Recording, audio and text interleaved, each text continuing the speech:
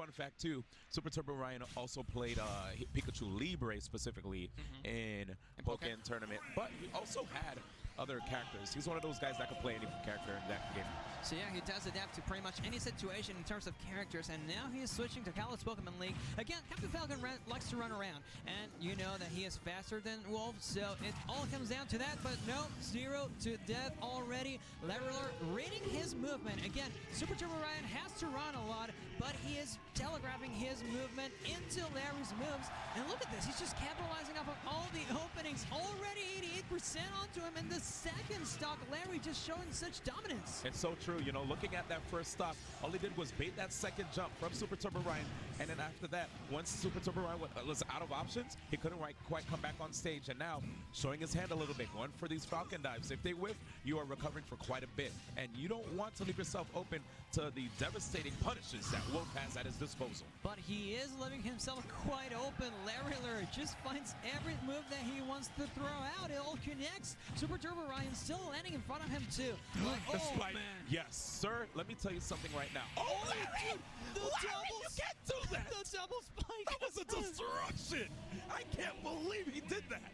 I cannot believe it! He went for the... You know when the person misses the tech, if you're fighting against Wolf, at the edge, they're going to go for the fair to the immediate down air. It's just going to happen. Once you're getting near that mid-percent, you miss the tech near the edge, fair, down air. But the fact that Larry was already on top of the escape plan that Super Turbo Ryan was going to employ right there when he was off stage, that, my friend, was marvelous. Hit a ton by grenades. Yeah, he definitely was. It was because he was overcommitting on MVD's shield.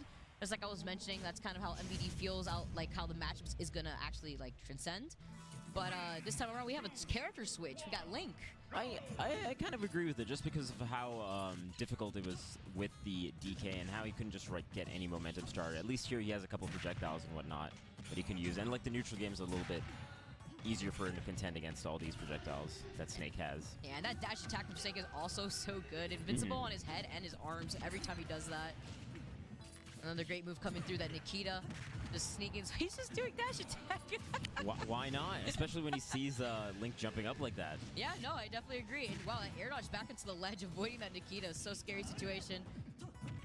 Oh, wow, contesting him with the Nair. Was having to come back to the stage, and wow, okay, so Link's up, he actually sneaking up below the stage and actually clipping MVD right there. Okay, the Nikita. I feel like he was aiming for the Nikita too, saying like, oh, save me please, but he didn't realize how high of a percent he was at. Yeah. He was dead anyway. Already at 60%, he just lost his stock. Oh my god, MVD! That was a 1 second stock. That was a 1 second really stock. Was. We were still talking about the Nikita on the previous stock. What's going on? MVD's here to take up all of EVO, man. Man means business. I'm trying to speedrun this.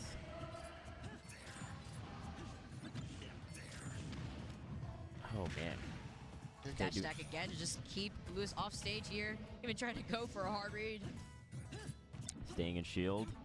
Going back to center stage. I like the way that he avoided that by just ducking. Oh, the forward smash coming through. You really trying to contest that? No. You really trying to contest that?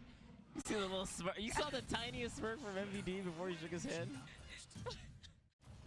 Okay, going to game 2. Tweak up 1.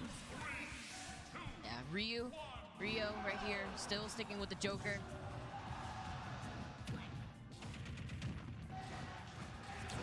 Goes for the back air with the shield, yeah.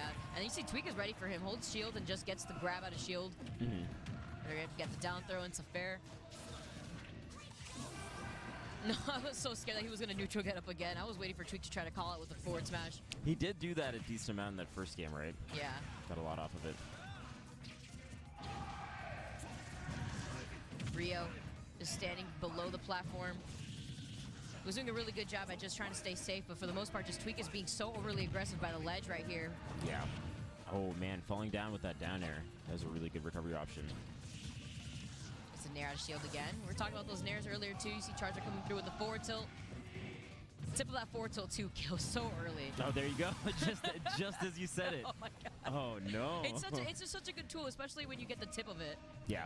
Especially if you're spacing around Ivysaur the way that he has been prior to the Charizard coming out. You're going to be right at that perfect range for the Charizard forward tilt to hit. Lots of combos from the Squirtle. Got Fair coming through. We're switching to the Ivysaur. Catches him before he grabs onto the ledge. Tweak with the overextension, managing to get back using Charizard recovery. It's the way he switches amongst the different Pokemon, Vish. Yeah, then just the quickness too. As soon as he switched, he like ran off with the neutral air into the Razor Leaf. That's scary. And the Squirtle combo game too, forcing the air dodge. Oh. This is a scary trainer. I feel like this character actually fits Tweak's playstyle a lot, just because of the fact that Tweak loves playing multiple characters, and this character just has so many different playstyles to work with. Yeah. Gets the grab, sending Tweak off stage. Rio's time here to shine. Okay, just delays just a little bit as he's on the tether recovery. Oh, good look at air that dodge. high recovery. Yeah, I mean, wasn't going to hit him or anything. There's no hit there, but nonetheless, you see Tweak getting the Nair into up air. The Pokemon switches are so tricky from Tweak. You just really wouldn't expect it. No, I mean, you saw actually Rio actually waiting right there to try to get that grab, but Tweak was ready with the spot dodge in time, and it's okay. We got the second attempt right here. It's like, oh, okay, if I whip doesn't reach, it's okay. I can switch to Charger and get back. He switched so many times. What's Gets going a jab on? block, and this is, oh, so scared right there. He rolled back right on time. Oh my gosh, the coverage. Yeah, that's actually where I saw the God forbid I have matchup. something to do one weekend. I can't watch the 8 Smash tournaments. Hey man, you got a life. It's okay. I understand. You busy. Game number 1, Myron versus Donkey. I'm sure Myron is definitely not the kind of person who likes to sleep on people. So even if he doesn't know who this guy is, he's gonna play the same game that he plays against everybody else. Yeah, most definitely, and as you should too, Claris. You don't want to sleep on any opponents, especially in a tournament like EVO, where all the heavy hitters are trying to come out to make a statement. But you know, I actually feel like if Kid G is still playing Mario, Kid G is from Southwest Florida as well, and from Myron's region. If this is any matchup, it's not an unfamiliar matchup for Myron, especially since I do know that they used to be training partners for a bit. If anything, doubles partners during Smash 4. All right, yeah. I mean, on top of that, Donkey, which Olimar mains do you think he gets to play? You know, he needs to grind the matchup out. It's hard when you play a character against like Olimar or play against a character like Olimar. It's like, where do you find this matchup in? So how do I play against him? What do you do? Just knowing, you know, the players that actually, this is the type of character they definitely need to practice the matchup to figure out what tools you need to negate, you know, Pikmin as well. Saw him go pretty deep for the fair. Oh my gosh, and he still manages to get away and get back onto the stage with his 2 purple Pikmin. Yeah, he bounced off the edge of the stage. I'm like, that's going to be the end of his stock there, but Donkey not able to take advantage of that.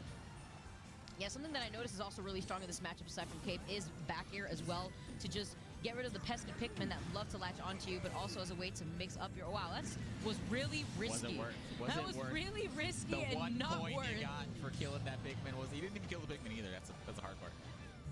That's like when you add in filler words into your essay. Like, he went overboard there. Oh, I gets a double jab twice before opting to go for that down smash. Honestly, this looked like another day in the office for my boy Myron. Yeah, just finishing up. All right, Purple Pikmin, do your work here. Didn't even hit triple digits. And yeah, Donkey's like, my heart. I was saying this on the other stream. We was getting loose to it like that. I was saying on the other stream, all about EVO is becoming more of a kind of fighting game convention where a lot more people are starting to cosplay. We got Artist Alley, we got panels. If you go 0-2 like a lot of people do throughout the weekend, you got a lot more things to do in Las Vegas here. Yeah, aside from it just being Vegas in general, but of course, here we go. The Joker coming off from Leo, and what's great is I actually haven't seen Leo in quite some time. I know before Smash Factor, he was taking his time away from the United States. Ooh, we were covering those. That was a little scary. Hello? Went pretty low. Let's not let that distract us from the fact that just because he hasn't been around for quite some time, he is still the best player in the world for Ultimate right now. Oh, calls out the jump so hard. It's one of my favorite things about Jokers. You have a lot of tools that just kind of call out weird things, you know.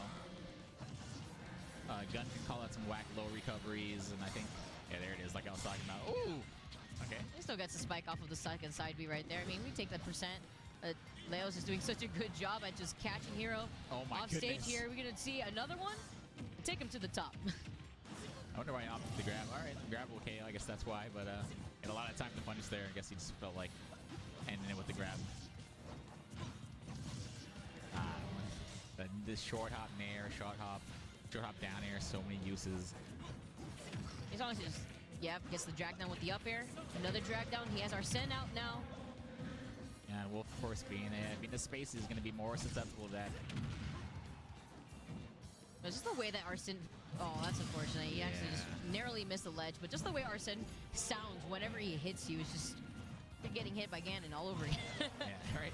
Honestly, dude, this could have been way more crazy if you could switch personas. Oh. Yeah, no, if you could do that, that'd be nuts. I was gonna say if MKLeo wore his Joker cosplay, this would have been a great match. Oh my god, you're actually right. Yeah, MKLeo with the Joker cosplay.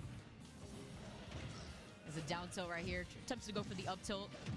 This is not letting Hero play. Hero wants to play the game, Leo. Yeah, I mean, you're spacey, falling fast, and Joker's just dancing all over you. You don't really know what to do. What are you gonna do? Come back to what the? He had to go for that high recovery too. Honestly, he was like, you know, Leo's going off stage, below the ledge, caught my jump right now with the forward smash. Not even losing a stock here. I love when you can tell the player's having fun, dude. You can tell MKLeo's having fun, doing all types of crazy stuff. The character's just fun to play. So. One up shot, $5 versus Jesse Sucks, which is the tags they chose to type in there. $5 for, well, Jesse, get bodied. Here on the EVO stream, you suck. Anyway, let's get Wow. it. Hey, bro, I didn't say it, he said Yeah, it. All he right. said it. Apparently Jesse Sucks, man. It is what it is. Okay, here we go. Quick inhale right at the beginning of the game. Yep, just to get that out of the way. Then down throw into these combos. You know Dedede has some stuff, man. Oh, that's my, he actually inhaled his inhale. Disjointed inhale works better. Yeah, it looks like King K. Rool's going to win that trade right here. But King Dedede definitely in the lead. Oh, launching that in the wrong direction by accident, but getting a quick pickup here. Okay, yeah, good F tilt right there as he sends it back off the stage. Yeah, get that out of here. So the interesting thing about King K. Rool and when he sets back up a cannonball is that he actually can't shoot it straight again. A lot of people, I don't know if they just don't know that, but they always jump. So, Yeah, that's actually a fair point. Yeah. I actually thought he could go in any direction. no, it's up forward, back, or up back, and then straight up. So yeah, he can't shoot it forward again if he resucks it back up. All right, great knowledge right here from TK. Make sure you keep that in mind next time you're up against a K. Rool. And he jumped into that twice. Now getting hit by the hammer as well, putting himself in a terrible spot. Yeah, what are we doing here? Why did you do that? And they tried to trade the projectiles. Oh, he did it! It didn't work. I don't think he got the suction back out in time. I don't think he was ready. He could have worked. We don't know. We still don't know. But either way, going to land on that Gordo right there and try to find his spacing, but getting hit by the hammer and now trapped in this position right here. Yeah, this is looking hard for the Alligator King, if you will. So. For sure. Oh, here we go. Finally finds a hit in here to get him off so he can take over stage control. But let's go with that a second too early, unable to suck up the Gordo. I don't think K. Rool has that power. The only thing he can actually suck up is the cannonball back. Only his own cannon, right? And Okay. people. Okay. So. And same thing with Dedede showing us right there and taking this man off the stage once again. Ooh, okay. Excellent setup. He was unable to jump. Stand still would have got hit, so he goes for the down smash to cover Roll. Very smart. Yeah, I think we see who the true king is right now. So, Jesus. Absolutely. Comboing him off this platform right here. Already up to 64% on his last stock. Avoid! Okay, unable to do so, and Dedede going out deep. He might as well, too. You're up 3 stocks at 180. Just let that one go. Okay, but K. Rool's going to take it from him. Yeah, gets the up air. Finally back on, finally getting a stock off of the real king right here, if you will. My man's about to be the next villain of the next Donkey Kong. They're like, nah, K. Rool, you're canceled. Sorry, man. Right, he's got to do a little bit more work right here, and I think he wanted to absorb K. Rool, but his Gordo got in the way. Going to have to take that instead.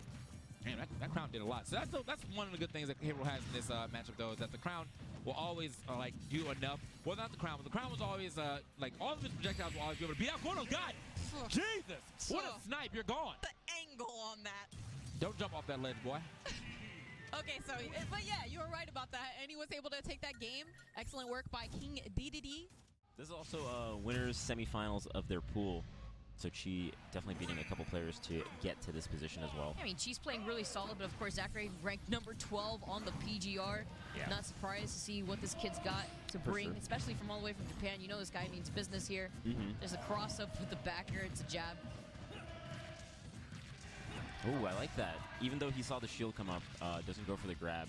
And Zachray was kind of anticipating that as he dropped shield. Yeah, Chi's doing it. Oh my gosh, turns around with that neutral B, so scary. Oh, man. You gotta respect, man. She's doing a really good job at just trying to space out Zachray this game here. Zachray knowing better, gets that grab. I love how he doesn't try to overcommit yet until he feels where Chi's going to be before throwing out the fair. Yeah, I really like the way that he's placing these back airs in particular. Really catching Chi as he's jumping out. And that's exactly what you got to do. You got to contest Crom off stage like that before the recovery comes out, so that way you don't get spiked yourself when you're trying to edge guard him. For sure. You see the blaster coming into play as well, forcing Chi to come at him even though he's in the corner. Oh, gets that backer. Great stuff from Chiba. Great DI from Zachray. Tries to counter recovery, but Zachray knowing better, not holding down to have that counter activate. Instead, just opting to go for the ledge invincibility. Right. Okay, off stage. All you have to do is poke them with Nair. Yeah. He pokes him with his foot. Just gently touch him off stage, and suddenly Crom's getting KO'd. Talk about twinkle toes. Yeah. It's the parry, the dash attack. That momentum too. I mean, Chi's playing very well on stage, but Zachray just knows what he has to do off stage to make sure that he's not going to get any overextension from being on stage. Yeah, and pretty much like he is definitely opting to get him off stage as soon as he can, right? Like between the dash attacks and whatnot, he's going for like these heavy jump reads with the back airs. Yeah, he doesn't need to go for blaster. He can just go off stage to Nair, but you know that backer coming through, Zachray's backers are so... Oh, he's shaking a little bit. I love the respect.